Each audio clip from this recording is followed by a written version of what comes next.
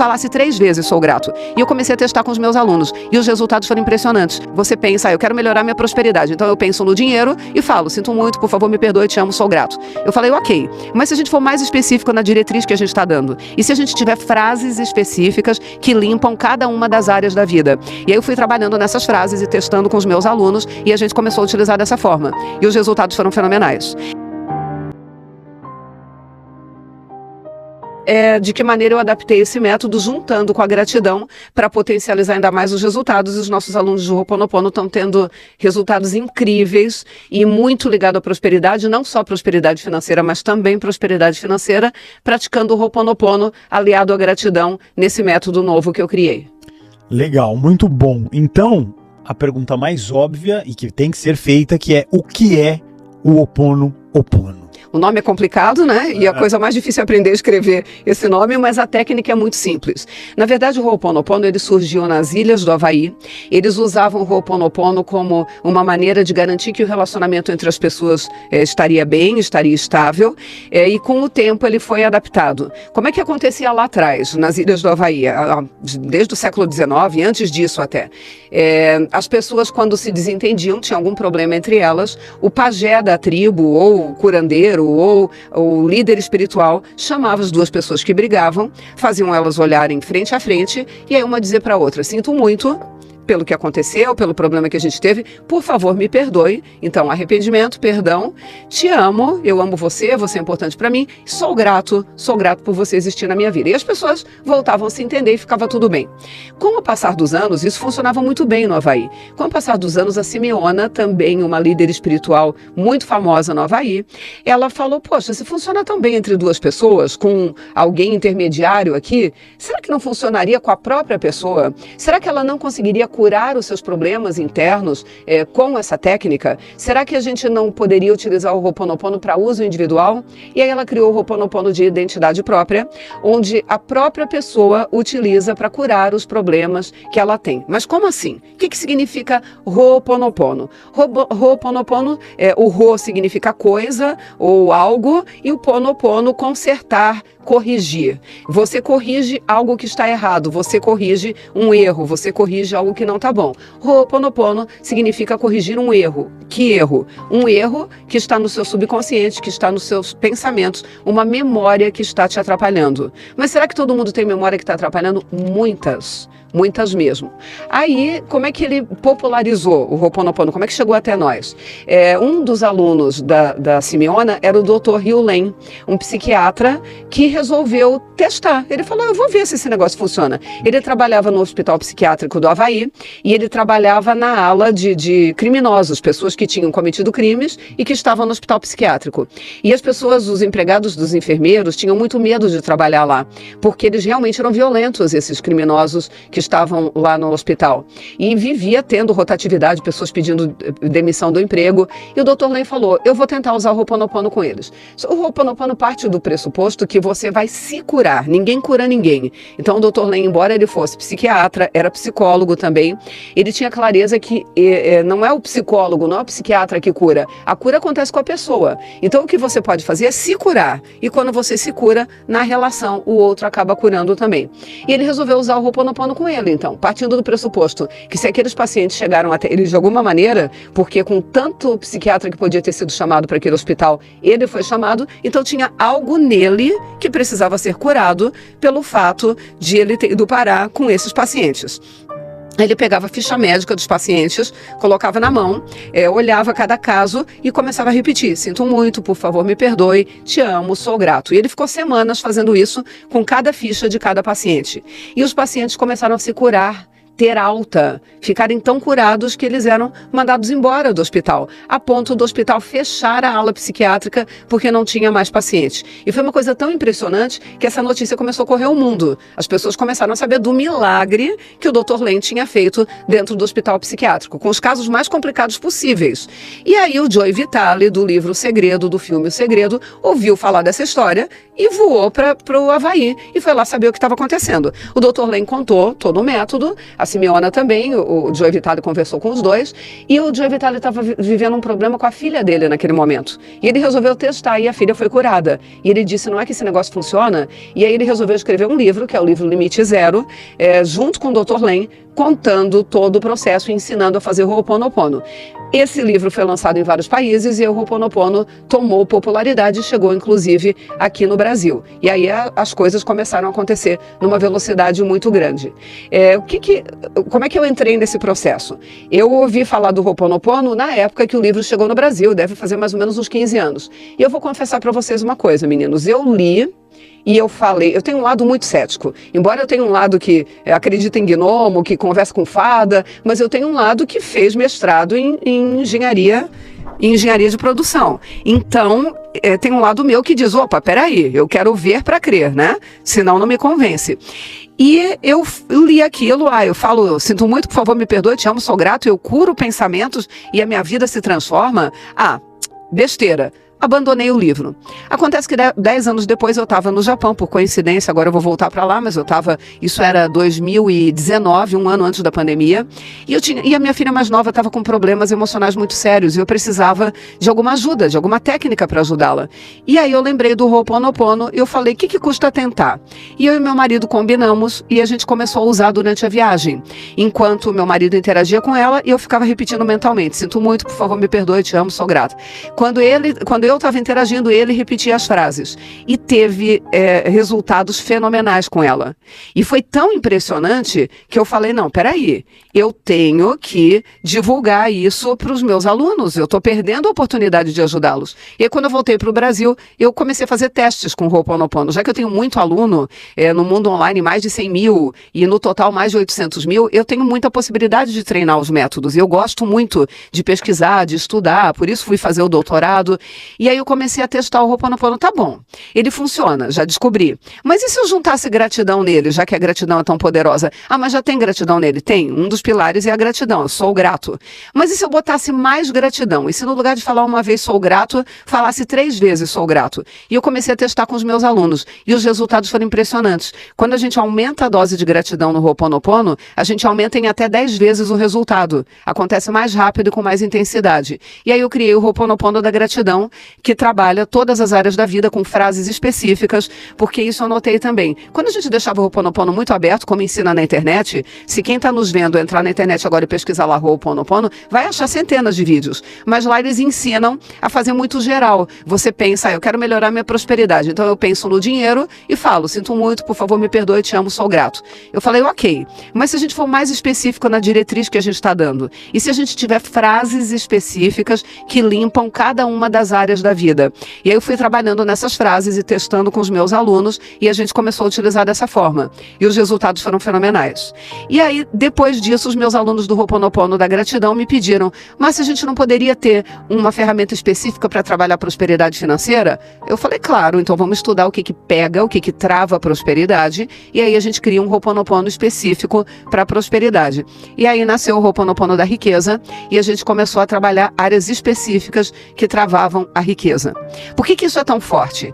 Nós temos dentro de nós o superconsciente, que é a área da nossa mente que conversa com Deus ou com o universo, como a gente quiser chamar, com essa entidade divina maior. Então nós temos uma entidade divina, que a gente pode chamar do nome que quiser.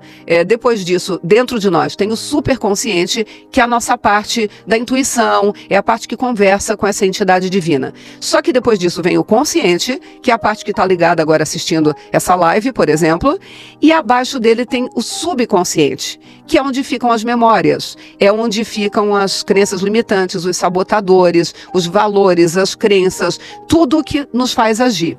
O que acontece? No consciente, nós temos acesso de 11 a 12 bits, de 11 a 12 informações por segundo no consciente. Mas no subconsciente, de 11 milhões a 12 milhões de bits de informações por segundo. Então, no consciente, 11 informações. No subconsciente, 11 milhões. Isso quer dizer que por mais que a gente se esforce, a gente não vai ter acesso a tudo que está no subconsciente. E é exatamente o subconsciente que faz as coisas acontecerem na nossa vida. O consciente dá ordem, mas o subconsciente executa ou não, dependendo dos pensamentos que tiverem lá. E se tiverem pensamentos travando essa ordem, a coisa não acontece. Então, eu dou uma ordem para o meu subconsciente, eu quero dinheiro na minha vida. Mas lá dentro do subconsciente tem várias crenças de escassez, por exemplo. Isso impede a ordem do consciente e a coisa não acontece. O que o Ho'oponopono faz? Ele vai lá no subconsciente e aí ele limpa essas memórias. O Dr. Len, ele fala no pai, na mãe e na criança. O pai é o superconsciente, é essa área que conversa com Deus, com o divino. A mãe é o consciente, é a área que autoriza ou não que as coisas aconteçam. Como acontece na nossa família, a mãe vai lá e autoriza ou não. O pai até acha que a última palavra é dele, mas não é bem assim, né? Quem pode impedir a coisa de acontecer é a mãe que diz, eu não deixo o ponto final. E a criança é o subconsciente.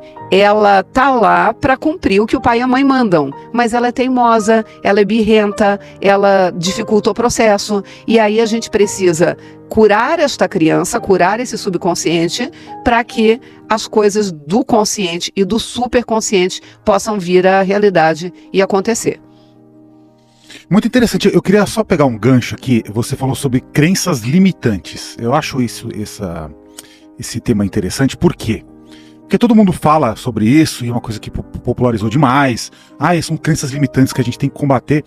Mas eu percebo que às vezes as pessoas não sabem quais crenças são limitantes e quais não são. E às vezes elas acham que uma crença que elas têm é limitante, mas não é. E elas acham que uma crença que elas têm é positiva, mas na verdade essa é uma crença limitante. Então, por exemplo, eu posso te dar um exemplo aqui. Negócio de medo. Né, que é um tema que eu trato muito. Às vezes a pessoa fala assim, não, porque na verdade eu tenho medo de ficar sem dinheiro no futuro, então eu estou o tempo todo trabalhando contra esse medo e na verdade isso é uma coisa que me ajuda a me proteger. Só que na verdade não é. Por quê? Porque aí ela fica extremamente travada, ela não arrisca, toda vez que ela tem que dar um passo, ela hesita por conta de medo, então ela acha que não fazer as coisas para evitar ter uma escassez é algo positivo porque protege, mas por exemplo, é uma crença limitante. Não monto uma empresa, não monto um negócio porque eu posso quebrar e perder dinheiro. Perfeito, exatamente. E aí ele acha que esse medo está protegendo ele. Exato. Muito legal essa tua pergunta, Ale. Bom, vamos lá. Primeiro assim, se é uma crença empoderadora ou se é uma crença limitante, depende de cada situação. Não existe assim, a mesma crença é empoderadora para todo mundo ou é limitante para todo mundo. Vou dar um exemplo bem bobo, mas que ajuda a ilustrar isso. Eu tenho a crença que eu não sou capaz de fazer café.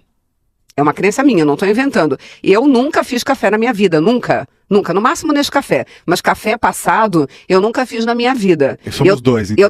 Tu também não? Eu nunca fiz. De verdade? Um dia pediram pra usar a máquina de café aqui do estúdio. Eu falei, como é que liga isso aqui? De verdade, tu não faz café na tua casa? Nunca fiz café na minha vida. Então, bate aqui, nós dois. Perfeito, ok. Eu não faço café. Meu marido faz pra mim, minha empregada faz pra mim, qualquer pessoa. Minhas filhas, mas eu não faço.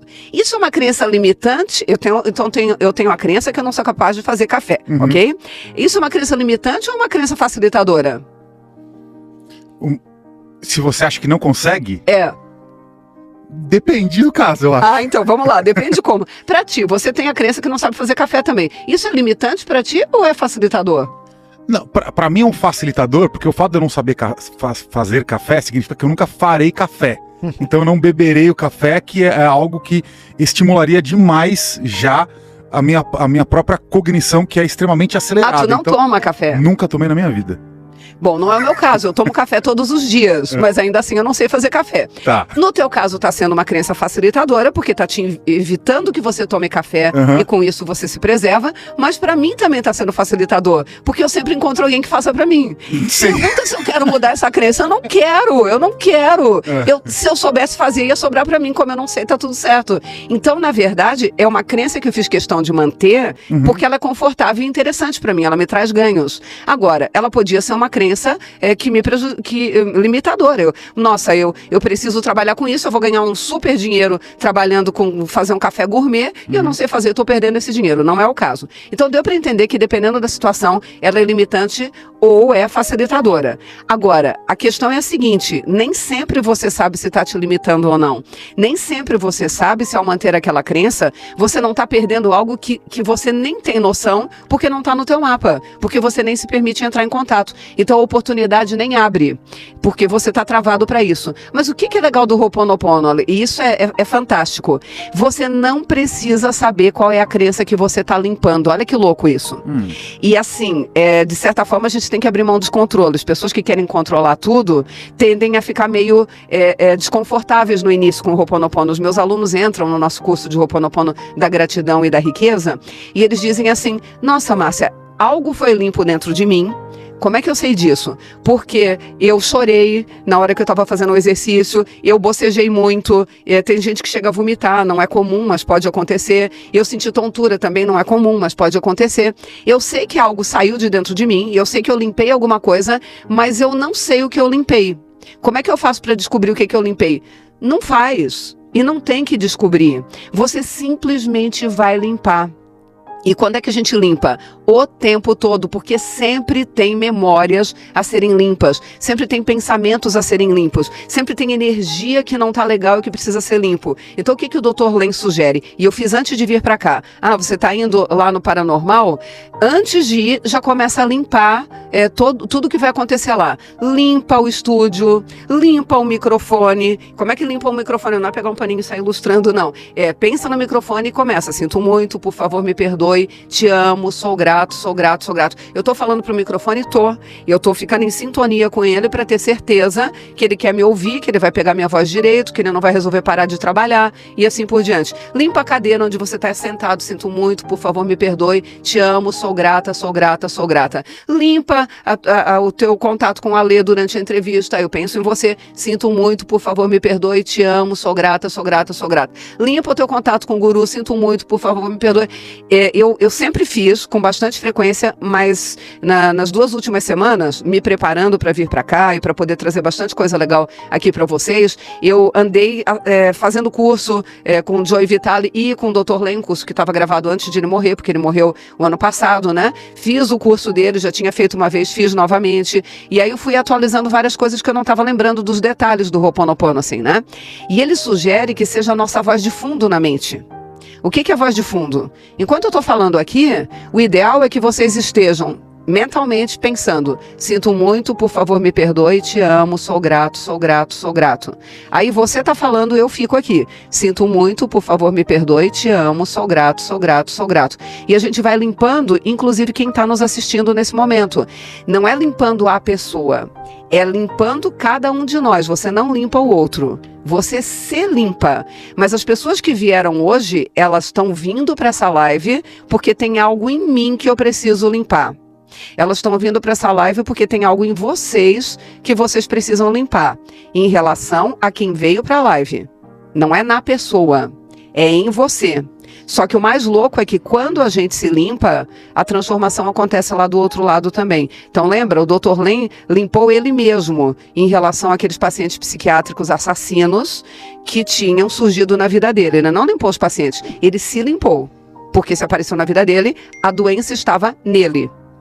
Mas os pacientes foram curados. Olha que louco que é isso. É como se a gente transbordasse a cura.